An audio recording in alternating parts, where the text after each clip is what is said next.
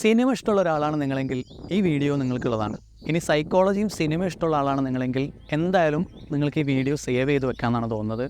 Cinema എന്ന് പറയുന്നത് കാണുന്ന കാഴ്ചക്കാരൻ്റെ മനസ്സിൽ ഒരുപാട് മാറ്റങ്ങളും ഒരുപാട് ഇമോഷൻസൊക്കെ ഉണ്ടാക്കാൻ ഒരു മാജിക്കൽ കപ്പാസിറ്റിയുള്ള മാധ്യമമാണ്.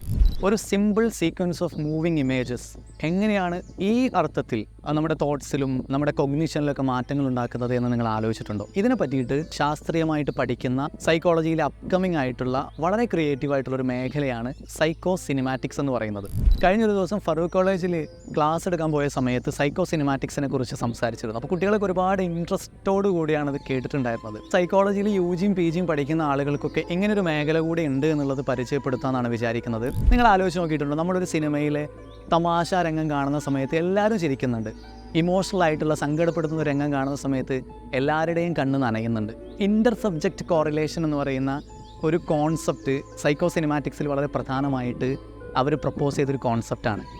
ഈ സിനിമയിലെ സീനുകൾ കാണുന്ന എല്ലാ ആളുകളുടെയും ബ്രെയിൻ ആക്ടിവിറ്റി ഏകദേശം ഒരുപോലെയാണ് എന്ന് പറയുന്ന, അഥവാ സിങ്ക്രണൈസ്ഡ് ബ്രെയിൻ ആക്ടിവിറ്റിയാണ് സംഭവിക്കുന്നത് എന്നുള്ളതാണ്. ഇപ്പോൾ എല്ലാവരെയും ഒരു സീന് ചിരിപ്പിക്കുന്നുണ്ടെങ്കിൽ, എല്ലാ മനുഷ്യരെയും ഒരു സീന് കരയിപ്പിക്കുന്നുണ്ടെങ്കിൽ സിനിമയുടെ ടെക്നിക്സ് എത്രത്തോളം എഫക്റ്റീവായിട്ട് ഉപയോഗിക്കാൻ ആ ഫിലിം മേക്കർക്ക് സാധിച്ചു എന്നുള്ളതാണ്. സോ വളരെ ഇൻട്രസ്റ്റിംഗ് ആയിട്ടുള്ളൊരു ഫീൽഡാണ്. നോട്ട് ചെയ്ത് വെച്ചോളൂ, സൈക്കോ സിനിമാറ്റിക്സ്. കൂടുതൽ വീഡിയോകൾക്ക് വേണ്ടിയിട്ട് ഫോളോ ചെയ്യാൻ മറക്കണ്ട.